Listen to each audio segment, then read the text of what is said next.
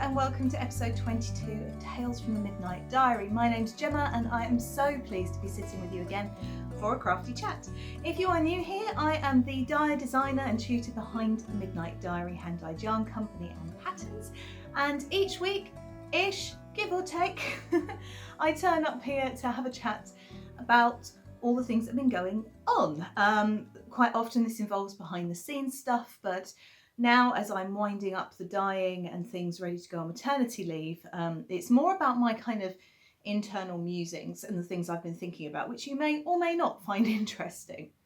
So if you're a new viewer, welcome. Grab a cup of tea or something, a beverage of your choice, grab a project, settle down, have a chat. If you're a returning viewer, thank you very much for coming back as always. I am particularly enjoying engaging with more of you in the comments. That's been absolutely lovely. So thank you very much for that, and hopefully we can keep it going. So this week there's not been a lot going on behind the scenes. There's no yarn dyeing. There's a little bit of designing that I'm going to show you shortly. But other than that, the Midnight Diary is quite quiet, as you might expect for someone who is about to go on maternity leave.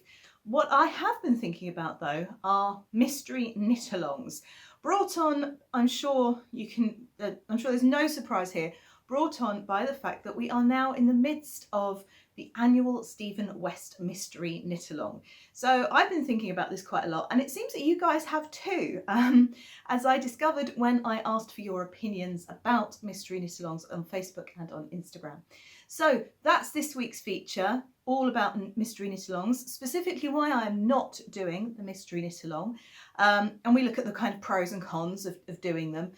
And yeah, so let's get into things.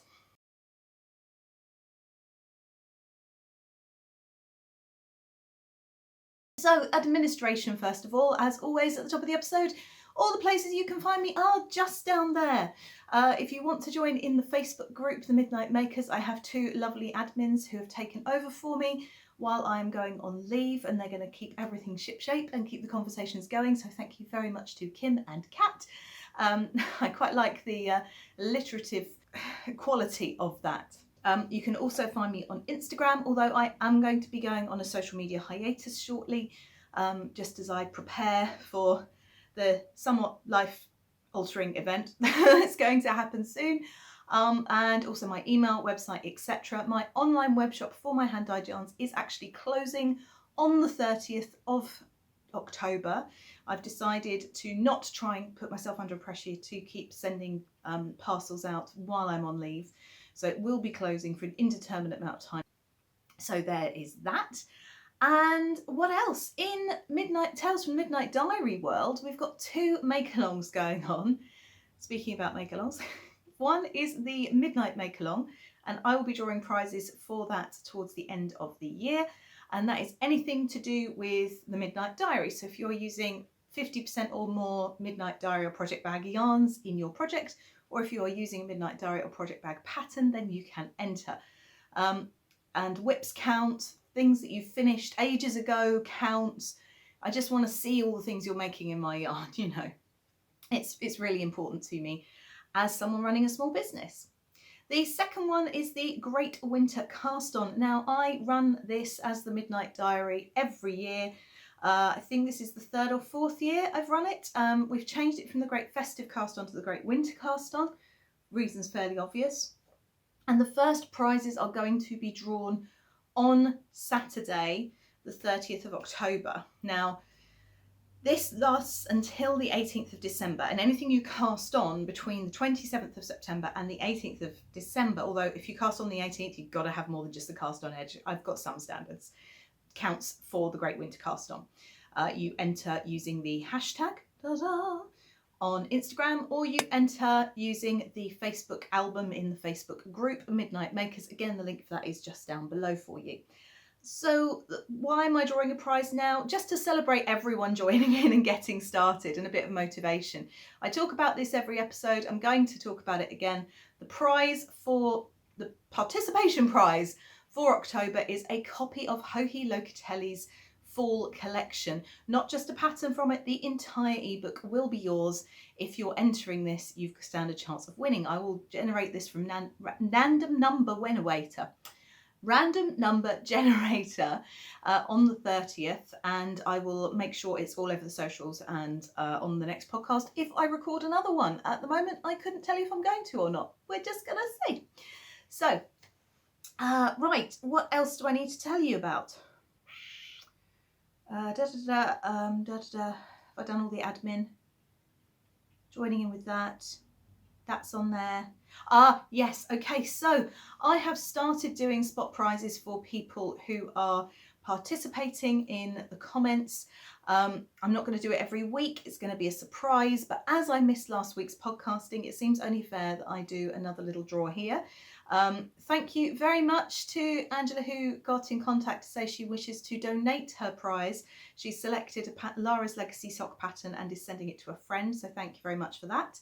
And this week the winner is and because the diary's shut and things at the moment and winding down, I'm afraid it is another pattern this time, but I will mix it up with bags and yarns and other things in the future. So if your name has flashed up on the screen, thank you very much. Do get in touch with me to let me know what pattern you would like. If this isn't something you're interested in, then please get in touch with me and let me know to move on to the next person who I draw through random number generator for the YouTube comments. And thank you very, very much for joining in.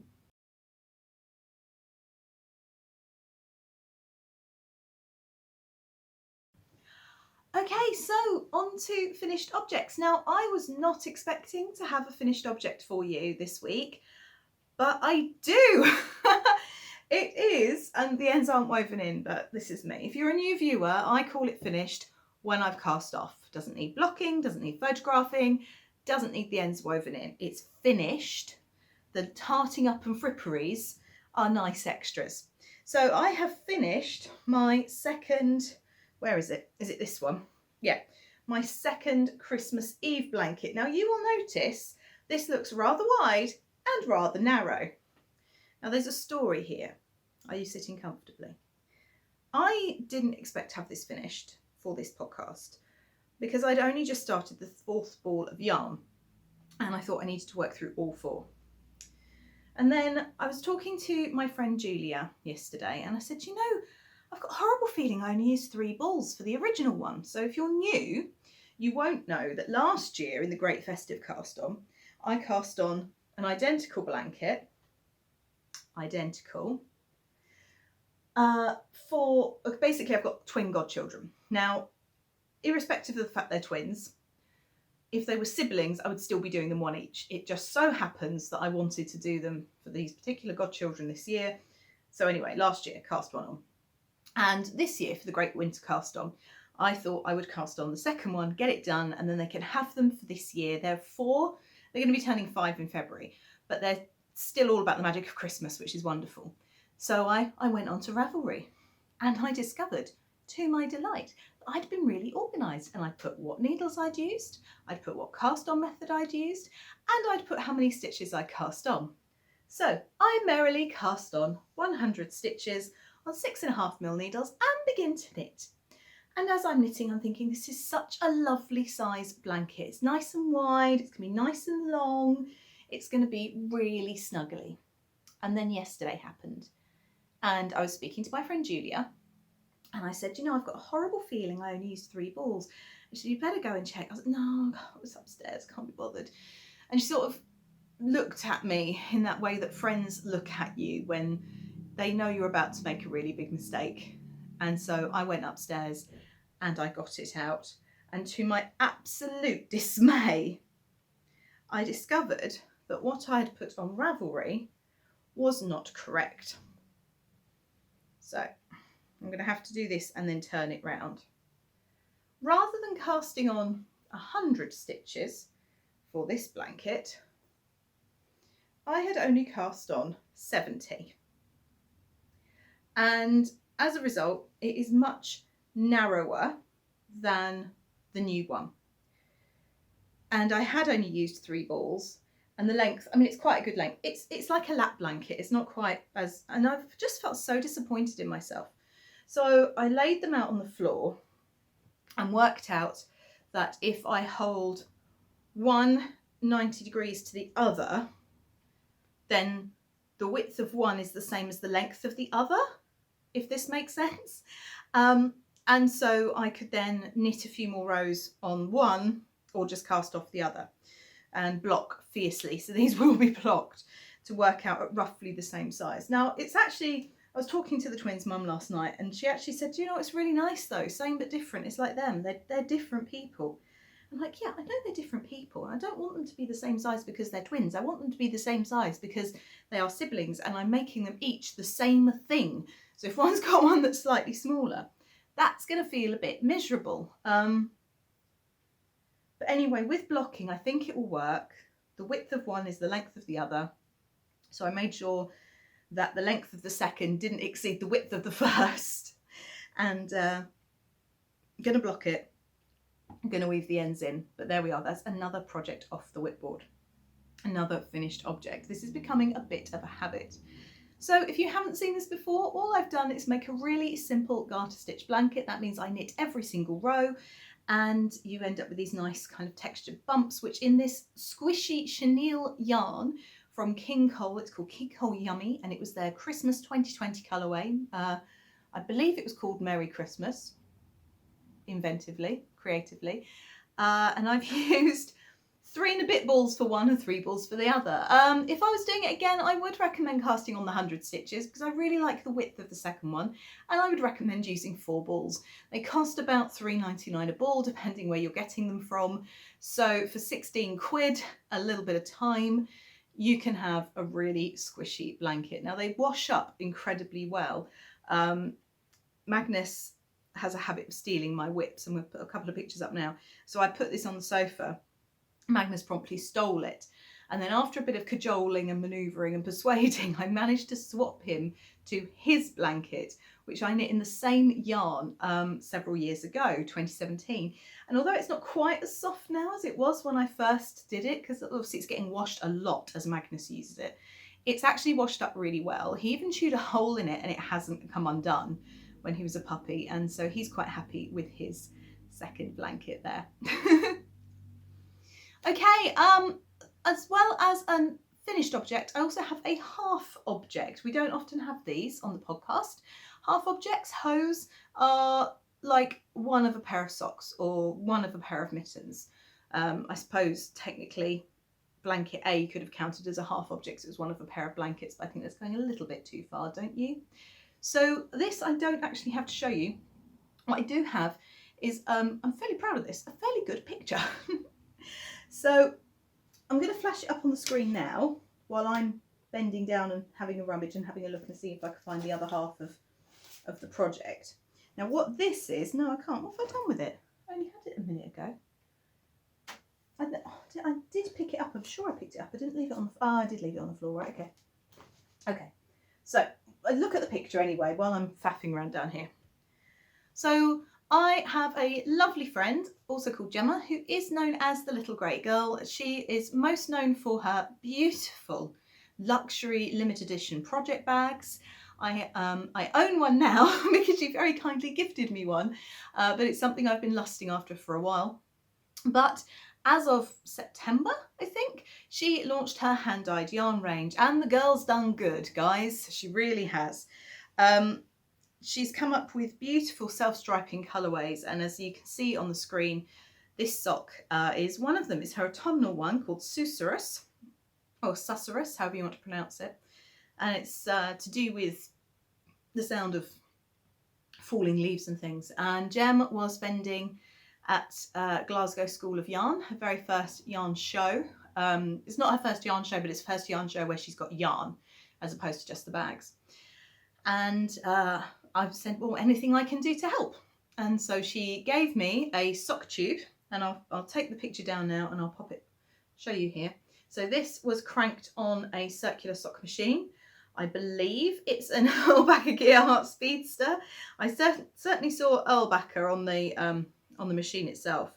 And she cranked a tube, obviously it was double the length of this for me, and gave me a mini. There we are. We chose grey. She does coordinating colours, and of course, Little Grey Girl, she does grey. And I popped in the heel, toe and cuff. And she only needed one for the show, so I took her at her word and I got it done. Wove in the ends last week before she went.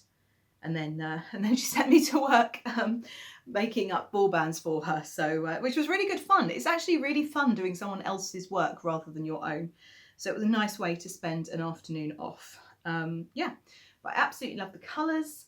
The knitting machine made it very fast, which is handy. And this was a 50-gram sock striper. She does 100-gram stripers and 50-gram stripers because obviously not everyone needs 100 grams to knit their hand knit socks, and so it's quite nice. I've got quite small feet. It's quite nice not to have loads and loads of leftovers. And this was a 20-gram mini for heel, toe and cuff. So yeah, quite pleased with that. I'm getting quite good at the afterthought heels. My lovely friend Jude showed me how to do them a couple of years ago, back in 2019. And I've forgotten how satisfying it is to cut into your knitting. I actually was at a hospital appointment and took these with me, and I'd put in, I'd done the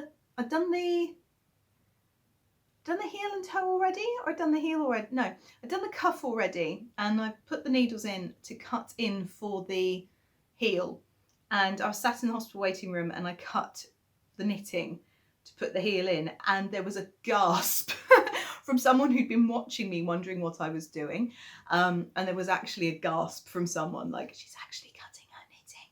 Yes she is, and it's okay, it's really okay. So yeah, that was kind of satisfying. Like, who says that knitting isn't high adrenaline stuff? It is, especially when it's for someone else. I mean, of the pressure of working on a show sample. Ugh. Anyway, half object.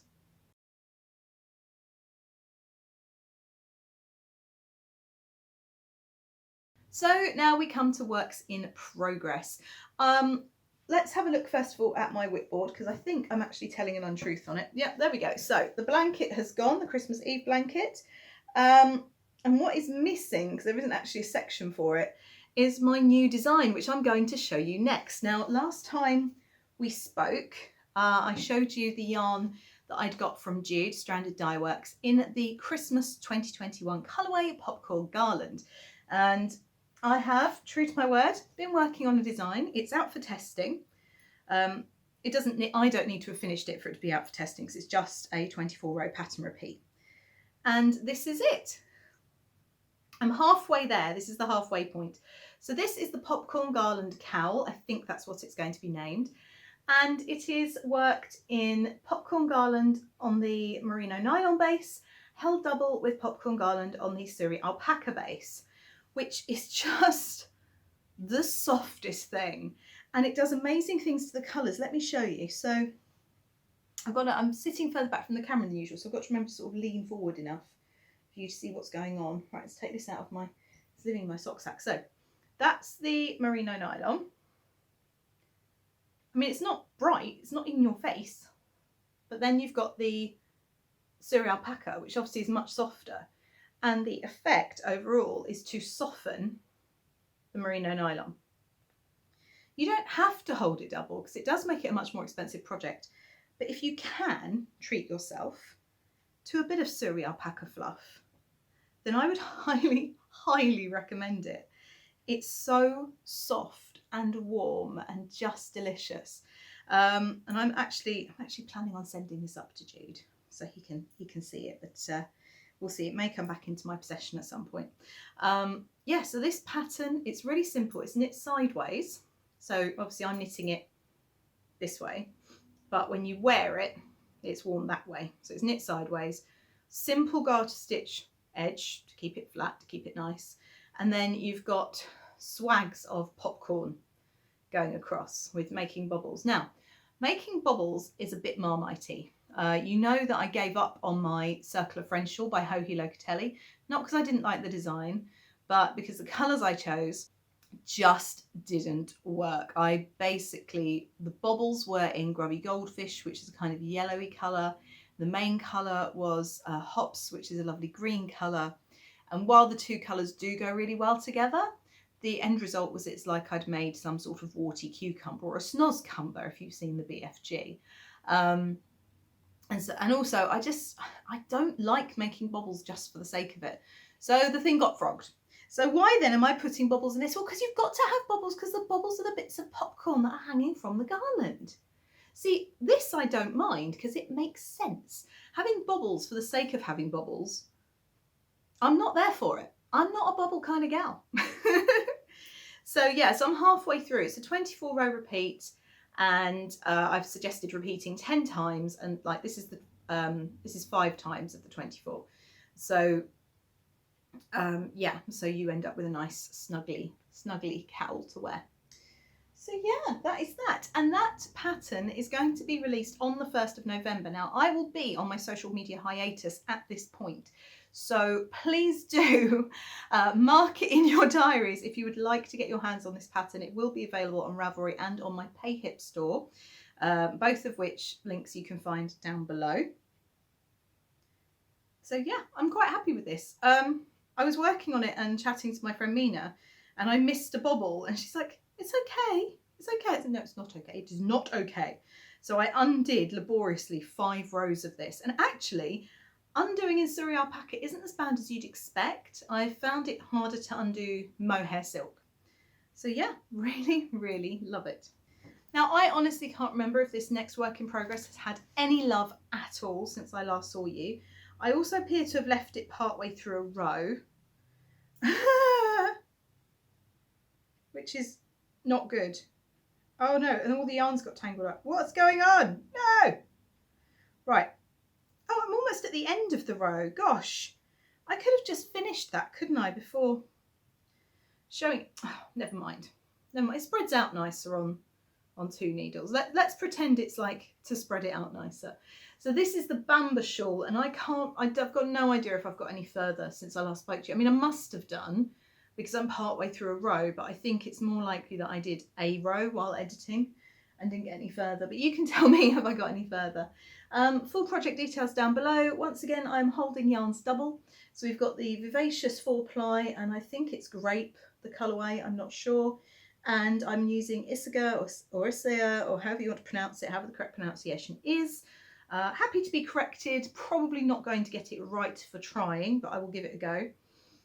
In Alpaca 1 and their merino silk lace, which is incredibly fine. Both of them are incredibly fine.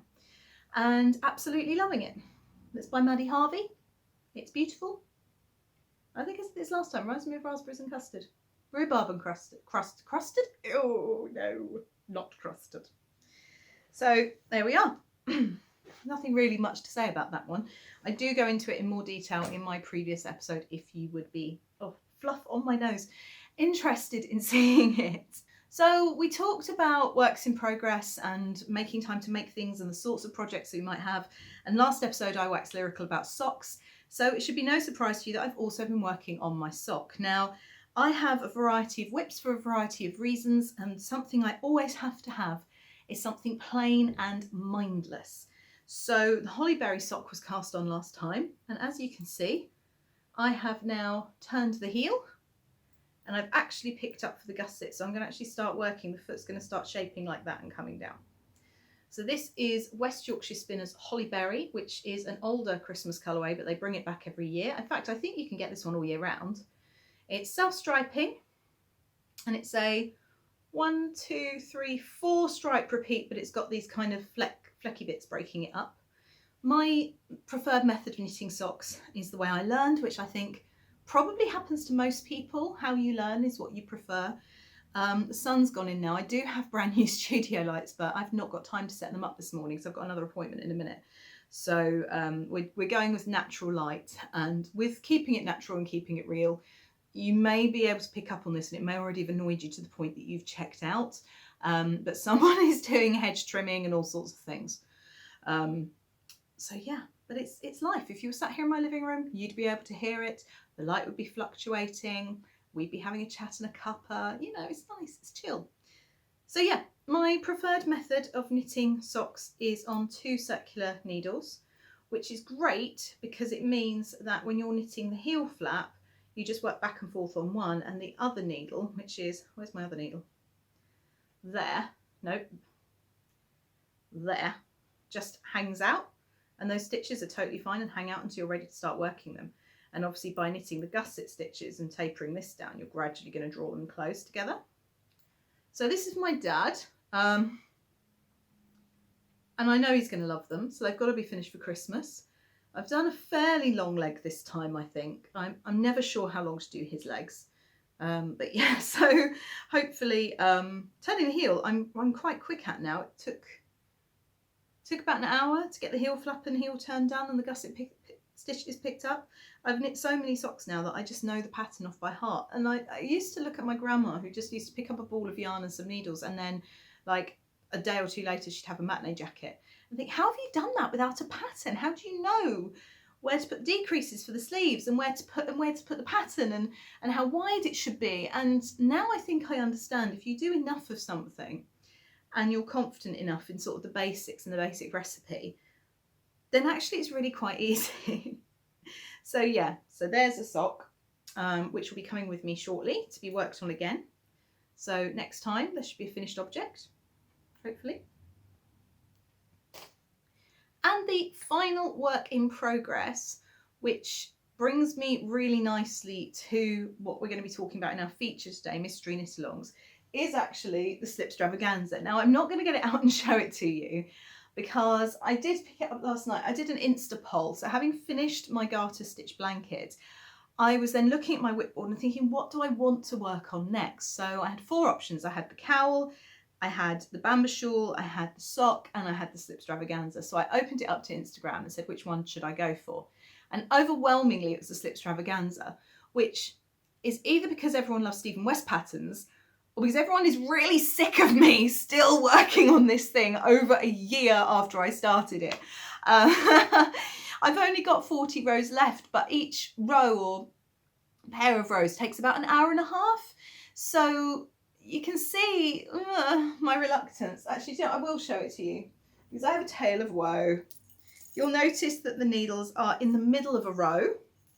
I was working on this last night and I worked on it again for an hour this morning, you know, while I had my breakfast. I sort of spent an hour in bed, treated myself. Yeah. So I've done the next sort of break in colour, in the natural, in the colour 1, main colour. And you might be able to see I've started in the next contrast colour. But I got almost all the way along the row and then realised I'd done it wrong. I'd misread the pattern. So I'd put the decreases in the wrong place and I hadn't slipped any stitches. So I'm actually frogging back over 900 stitches. And I'm not nearly halfway there, am I? Halfway is all the way down there and you can see how squished that is. So I'm about a third of the way through frogging that. But yeah, I mean, some progress has been made. I still want to get it done by the end of the year. I'm still really looking forward to having it finished. Still haven't changed those stitch markers that are driving me absolutely insane with the jingling. It's going to happen. We'll see. We'll see if it's done by the end of the year or not. I mean, in theory, it could be. If I didn't have to spend a couple of hours undoing it, then I might stand more of a chance. There we are. Let's make that arty-farty. Oh, moving on.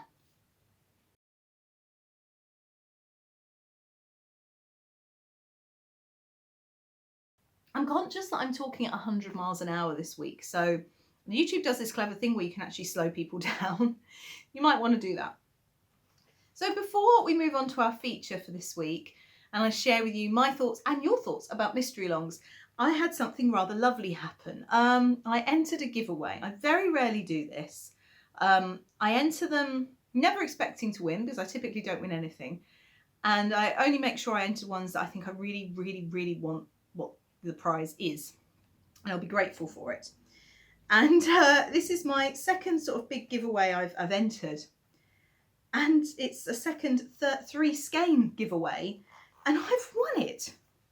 So these bright, fantabulous beauties came through the post to me this week. It's by Edwin John Knits and his yarn company is Bona Yarns. Yeah, Edwin John Knits on Instagram, bonayarns.com. And this is his BFL DK base. Hand wash in cold water with a dash of wool wash, bleeding may occur. So this is double knit. And the 3 colours, they do go really well together. They're not my usual wheelhouse at all. If you are used to seeing me work, I don't often use bright colours, but they've just brought me so much joy. I absolutely love them. So this one is called Rendezvous. Beautiful blues and greens and black speckles, right up my street. It's very similar tones actually to my Song of the Sea colourway. This one is called Painted Bird. I just love the pops of bright pink going in with the bright turquoise and the purple. Reminds me a bit of a roller disco. And the final one is What a Gay Day. And I love it. I love all the colours in there. It's kind of like a rainbow. But I've got no idea what I'm going to make with these. So if you've got suggestions, this will be something that I cast on in the new year when it's dark and grey and all the fun of Christmas is behind us. And yeah, it's going to be a new year project. So I've got time, but I would love to know what you would make with these 3 beautiful skeins from Bona Yarns.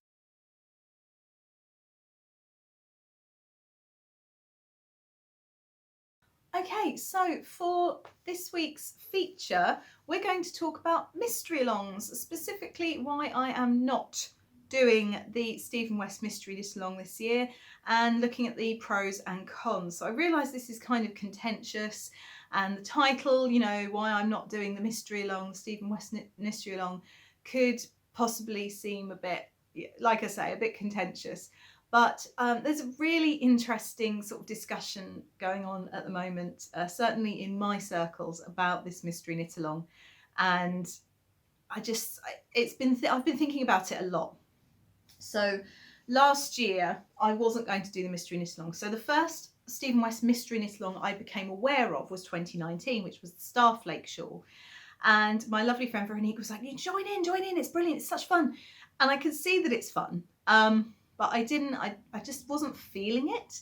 I've done a couple of mystery alongs before. So we've got the Vida shawl here, which is by Cecilia Losada, and we've got the Tulamine, which I famously finished just a few weeks ago, which is by Tabitha Hedrick for Sweet Georgia Yarns, for the Sweet Georgia Yarn Mystery Knit Along, which happens every autumn as well.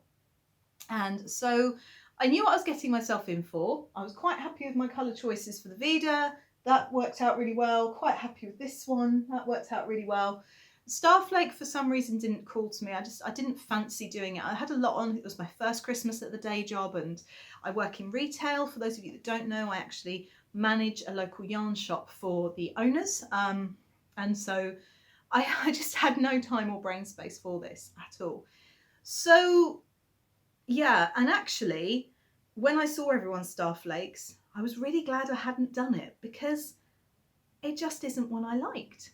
I just didn't like it. And that's okay. When you like a designer, it doesn't follow that you like absolutely everything they do. And when you've got a creative designer like Stephen West, who is just a creative genius, the things he thinks up are just, I can't begin to imagine where that level of creativity comes from. It's really impressive. His designs could be a bit marmitey. So some you love, some you don't like. Some people like Stephen West in general, some people don't. You know, it's like with anything. And there are lots of his patterns that I genuinely do admire and would quite happily cast on. The Exploration Station, for example, is one that I'd like to make. I would quite like to make a Vertices Unite, for no other reason than I love marling, and also a big snuggly schlanket. It just sounds wonderful. So last year I was, having not wanted to do the Starflake and been really glad I hadn't done the Starflake, and that was only 2 colours. When I heard that last year's one was going to be 5 skeins, I thought, oh gosh, no, it's too much of a gamble, quite frankly, and I wasn't going to do it. And then what happened was I saw Clue 1 being shown by Stephen on his Instagram, because I watched it. I still joined in with all the fun of watching everything progress. And as soon as I saw the honeycombs, I was like, I want to make this. And there I went, off I went. My friend Veronique chose me the colours and I started it, and here we are a year and a bit later, still plodding on trying to finish it. And I do really like it. It's not the sort of thing I would usually choose to make, but I've really enjoyed the process. And that's something I think with Stephen West's Mystery Knit Alongs, is there's a sense of adventure, and there's a process. So even if finished object isn't necessarily your wheelhouse, the actual process of making it is really, really interesting and enough to keep my attention. This year, however, I don't know. I initially resisted doing it because of time, because I want to get other things finished, because I haven't finished this one. And then when I saw the first clue, I thought, oh, I'm in trouble here. I really like this. But still, it's another 5 skein shawl. So you're looking at the best part of £100 if you're using hand dyed yarn. Although it works really well with solids, so commercial yarns would work really, really well with this mystery knit along. So it's quite inclusive, which I really like. Don't have any commercial solids in stash, so I still would have had to have bought. And yeah, but I'm not doing it. I said I might cast it on in January. I've got other things I want to get off the needles first. I've got quite a lot of things coming up in the very near future. One particular thing is coming up very soon indeed. And so I just thought it's not the right time and I want to be able to enjoy it. So I'll cast it on in January. And actually, as the clues have come out, I'm now thinking I'm not going to. It's just not me. I am fascinated by the process. I'm fascinated by the different stitches he's put together again, but it's just not for me this time. And you know what? That's okay. So I've been thinking a lot, I've only really decided that in the last week, and obviously it's 2 weeks since our last podcast. So I've been thinking about this a lot. I was already thinking about it when we talked socks before. So the reasons that I've chosen not to do it, it's an expensive gamble. If you don't like the finished product, particularly if you're using multiple colours, have to cut the yarns, it makes it harder to reuse those yarns if you don't like the finished object. And you have to really, really like someone to gift that to them as well. So it's an expensive gamble. There's the pressure of colour choices. If you don't know what the pattern's going to be and how the colours are going to play together, that puts a lot of pressure on you. I mean, the 2-colour shawl, I was pretty certain that this would work out. You know, they're 2 colours that go really well together. There are flecks of the purple in the Aurora Borealis. Both of these are my colourways. With this one, I actually got the designer herself and the dyer Verity to help me choose the colours. And again, it's worked out really well. The gamble paid off. I put everything in the lap of the gods with this one, or Veronique's hands, and she chose these colours for me. And I wouldn't have put them together, but I like how they've worked. So I've been lucky. But if you don't like how the colours you've chosen then do play together, that's pressure, and it's stressful trying to choose colours and think how they might work together and what would happen. Take the Sweet Georgia one that I was going to do this year. I only didn't join in the end because of time. I put together a variety of yarn options, and actually seeing the finished object, I'm not sure which one I would have gone for if I would have liked any of them. So, I mean, it's a beautiful shawl, don't get me wrong. I don't think my colour choices would have necessarily worked to the best advantage. There's the pressure of that as well. Number 3 is the time pressure. Now, I am clearly under no pressure of time with the Slipstravaganza. I started late and I said, I'm just going to do it as I go. But you need to have your kind of thick skin and strength about you here, because when you're joining in with so many other people and the clues are released each week, there can be this kind of sense of obligation to finish a clue on time for the next clue. Now, clue 1, doable. Clue 2, if you're doing a shawl, it's getting bigger. There's going to be more knitting. It's going to take longer. And in the case of Stephen West, there's probably about 5 new techniques that you've not done before, which, as I said before, it's all part of the fun and why I love, love, love the shawlography. And I know I'm going to make more Stephen West patterns because I just want to learn and I'm excited by what he puts together. But that kind of then you see everyone else sort of posting their pictures on Instagram and you feel like you're falling behind and it affects your mojo. And I know a lot of people who either sort of feel really pressured to keep up with it or lose the love of it because they feel like somehow they're not good enough by not finishing. And again, it's that whole Instagram thing, isn't it? Like, well, you don't know what these people are doing. You could have someone who's actually booked a week of annual leave and it happens to coincide with this and they got nothing to do but sit and knit, and isn't that wonderful? Brilliant. You could be looking at someone who has a lot of free time. You could be looking at someone, I don't know the reasons why someone who's just a really fast knitter. I was talking to a friend of mine who's a yarn dyer over in Europe, and she was saying that actually there is a group of people who actually stay up all night on the day the Stephen West clues are released so that they can post their finished clue first thing in the morning, like the next day. And that's great for them. They get their kicks out of it, they get their adrenaline, how fun, how exciting. But for someone like me, who's very much a plodder, it can be a bit intimidating. So there's the time pressure thing as well. And like, if you don't finish it on time, oh, well, what's the point? I've missed it. No, you're missing the point. The point is to enjoy the process and love the finished objects. Like I love my Tulamine, and that is 3 years late, but I don't care. I love it, you know? But in the moment when everyone's racing ahead and finishing, it can be a bit of a downer. So that kind of brings in sort of motivation. Motivation comes with that. So initially, the motivation could be to keep up with everyone else, to have fun, to get the process, but your motivation could drop. It depends if you like the clues as they come out. You don't know where the shawl is going, where the project is going. You could end up with something truly fabulous, or you could end up with sections that you really don't like, and you wouldn't have chosen that project. So again, it comes back to this idea of gamble. And for me, it's a decision whether it's the process or the product. Now, I think for Stephen West make-alongs, if I'm going to sign up to any more and do any more, I mean, I have bought this one. I do actually own the, what's it called? Shawlography. I do actually own it. And I bought it because I've enjoyed the process. Even if I don't love the finished product, I'll have enjoyed the process, and that was why I was thinking I would still join in, but I would do it after the time.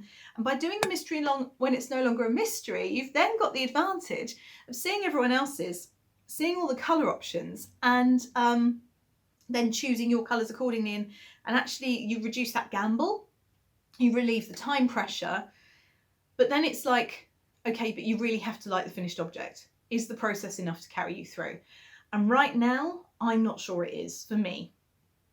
I'm not being a negative what's-its-face here. This is an objective discussion about the pros and cons. So I've talked about the cons, and why people might not want to join in a mystery knit along, why I might not want to join in a mystery knit, or crochet along, you know, they do those as well.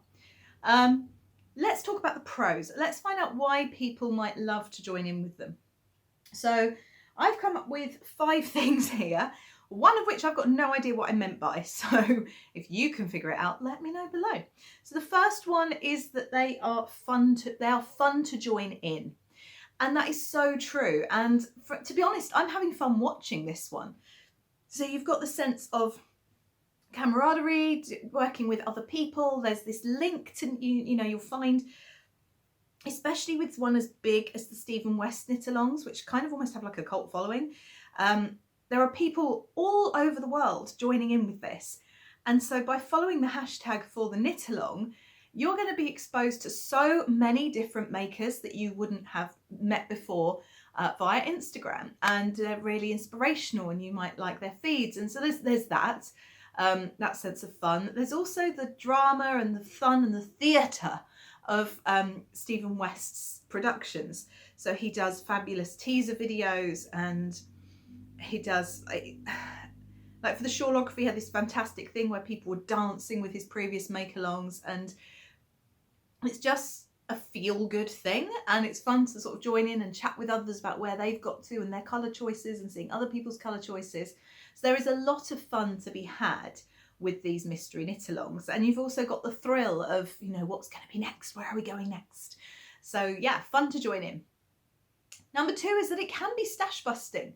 There is this kind of false idea that to join in with this, you have to have new yarns, and you have to go with the recommended yarns, and that's never the case for any designer, really. You don't have to. I mean, Yarn Sub is a great option if you are looking to substitute yarns in a pattern. So I'll talk more about that another time, but I'll put the link down below. You basically want fibres that are going to behave in the same way or a similar way to the fibres the designers used in order to get the same effect from them later on. So you wouldn't want to switch out a cotton with an alpaca, for example. You'd have a completely different drape, etc.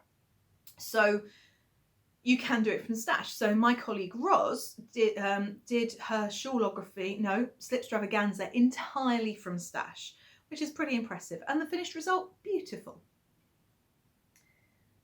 To go along with that, you don't have to use expensive yarns. So it doesn't have to be prohibitively expensive to join in. As I've mentioned, you can use stash, you can use commercial yarns.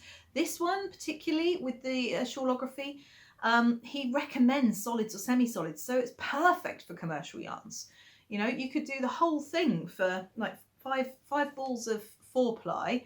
You could do it in 5 West Yorkshire Spinners signature 4-ply, like the colours ones, the plain ones, and what, 5, 7, 36, under 40 quid, which, I mean, it's still a bit of an investment, but it's not quite the same as having to spend like 100, 150 on it. Number 4 is that what is done can be undone. The beauty of knitting and crochet is nothing is ever necessarily permanent. Some things are a bit harder to undo than others. And I'm thinking about the slipstravaganza now. There's a lot of parts where you cut yarns. There are a lot of ends to weave in. So I've got to wonder how much I'll get out of it that's useful. But I had a lot of cut yarns in my Snoz Cumber, and I actually used the Grubby Goldfish for my strawberry lemonade shawl. And yeah, I had a few odd ends, but it was still usable. I still had the same amount of yarn as I did, obviously give or take a metre or 2 because of the ends. So it can be undone, it's not permanent. So if you're doing it and you don't like it, you can frog it. If you're doing it and you don't like the colour placement, you can change it. There are lots of options. It's nothing is completely permanent there. Now the 5th one, and this is where I really have no idea what I was talking about, is that it's more than once in a lifetime. Any ideas what I meant by that as a pro of a mystery knit along? If you do, if you've got any ideas what I could have meant by that, because I wrote it over a week ago when I was going to record this podcast originally, pop your answers down below. And I think that will probably be our comment prompt. If you're not sure what to comment about on the video this time, there's your comment prompt for joining in and hopefully winning a little prize. You're going to have to wait a few weeks for this one because I'm not sure I'm going to get a chance to record another podcast. But yeah, we'll see. Okay, so just as with the socks, I open this up to the community. I open this up to you guys. So on Instagram, I put a story up saying, what do you like or loathe about, how do you feel about mystery knit-alongs? And I got lots of responses, and I think it's because of the timing. So they scare me. Yep, okay. They can be scary for all the reasons we talked about already. I don't like MKALs. I need to know I will like it before I start. Yeah, so this is a classic sort of, I'm going to want the finished product as well. The process is great, but what do I do it afterwards if I don't like it? I like them, prefer crochet ones obviously, but they're fun and better with friends. So that's more the kind of sense of community. Obviously this lady's a big crocheter, and the crochet make-alongs, mystery longs can be just as fun and exciting as the knitting ones. And again, same sense of community, etc. I love following along from a safe distance and with a bucket of popcorn emoji. That is me this year. I'm here for it. I'm scrolling the hashtag. I'm looking at everyone's. I'm loving various people's. There's one actually that I've seen, and she, it's Millie from Tribe. She's done a monochrome one with pops of gold, and it's just, it may have convinced me to do it again. I don't know. We'll see what happens in January, whether or not I end up casting on. Not for me, as I'm not good at surprises. I did one once and really didn't like the project I ended up with. That is such a pity when that happens. And I think this is where knowing the designer and their aesthetic can help. Don't think it necessarily helps with Stephen Wurst, because there are just so many creative ideas and it's so different. But for example, I love Tabitha Hedrick's designs, and so I'm quite lucky with that one. Talking of Tabitha, she's responded. They were a pain to run. Ha ha ha. So that's from the designer's perspective. So they're all the organising, the getting all the patterns out on time, the checking for updates, all that sort of thing. I'm assuming it's an administrative thing there, Tabby. Right, I've done a few, but it's too much of a risk. So I wait unless it's a designer who I know I'll love. Yeah, it's exactly what we were talking about, isn't it? You know, having that, you're never going to get any guarantees with a mystery knit along because it's a mystery. It's kind of the point. But you stand more of a chance if you know it's someone that you love the work of. This one is lovely Naomi, who is Young Curator Podcast. Love them. Following through with them though, with a crying, laughing emoji. I don't know. I mean, we're kindred spirits at this point, Naomi. We're kindred spirits. The shawlography is my second, and I'm really enjoying it. So I guess I like them. Yeah. No fairer way to make up your mind than trying it and seeing. Someone says, I bloody love them. Jules says, nah, not for me, and then jumps on bandwagon and casts on anyway. Yeah, she actually lasted less time than I did. So last year, we both made it to sort of the end of Clue 1, and we saw Stephen West reveal video and saw the honeycombs. We were together and we were like, yeah, we're making this. This time, pretty much the day Clue 1 came out, having said she wasn't going to do it, Jules jumped on that bandwagon, and she's kept up, which is really impressive.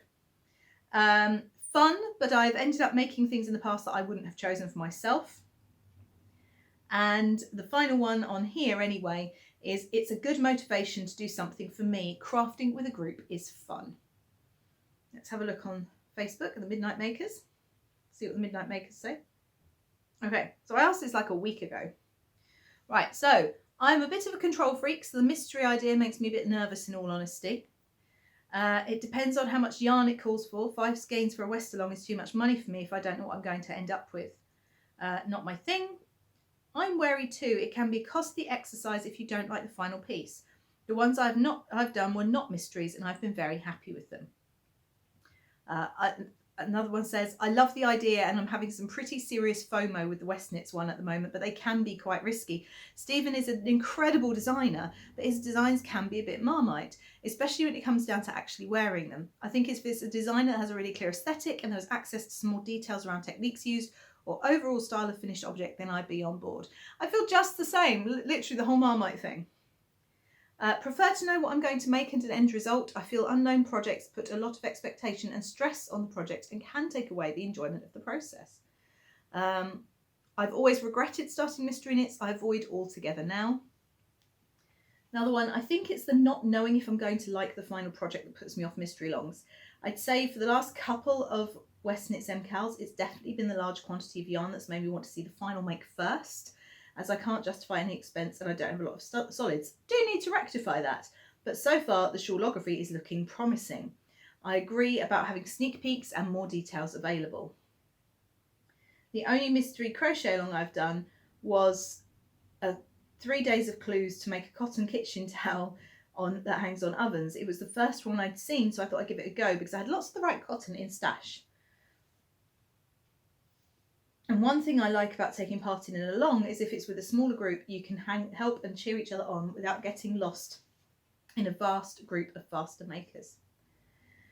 So lots and lots of really valid and well thought through responses there. Love them or loathe them, mystery make-alongs are part and parcel of, I suppose, this kind of knitty crochet world that we are experiencing, particularly if we're part of the online communities. And I think having the courage and your convictions to choose what's right for you is really important. So that said, I am not doing the Stephen West mystery along this year. Nothing against Stephen, nothing against the product, just not for me right now. And you know what? That's okay. Whether or not I cast on in January remains to be seen. But yeah, I quite like the fact that it's not going to be a mystery for me and I can choose my colours really carefully if I do decide to join in. Actually, the colours, was looking at lots of dyers produce kits as well when they've seen the Stephen West how the colours work he always does a video on help choosing your colours, which I think is fab. And Helen of Giddy Yarns put together colours based on a self-striping sock she does, and the colours are so beautiful that I actually almost raided my piggy bank to buy the yarns to join in with this. I couldn't quite, you know, some other important things to buy for a certain small person, but the colours themselves almost tempted me to join in. So that is everything, I believe, for this week. It's about an hour long, I think. Hopefully that will keep you going until next time. In the meantime, although I'm probably going to be on podcast hiatus, there are little videos that are on my channel that you can explore. There's a whole back catalogue of 49 episodes of the Project Bag podcast, should you wish to go and watch the whole painful journey from the beginning. And as I say, I'm going to be on Instagram hiatus from this coming weekend. The shop is going to be closed from this coming weekend, but I really hope that you bear with me and that you come back and hang out with me again in the future once I've got to the other side of this, and hopefully have a little one safely at home with me, which, as you know, is not something I take for granted at all. And yeah, and I hope you continue to follow along with the Midnight Diary and will consider shopping with me in the future, and do join in the comments, do join in the community. Kim and Kat are going to take such good care of you while I'm away. And thank you so much for being part of my journey so far. Love you all. I really, really appreciate it. Stay safe, stay warm and woolly, happy making, take care, bye.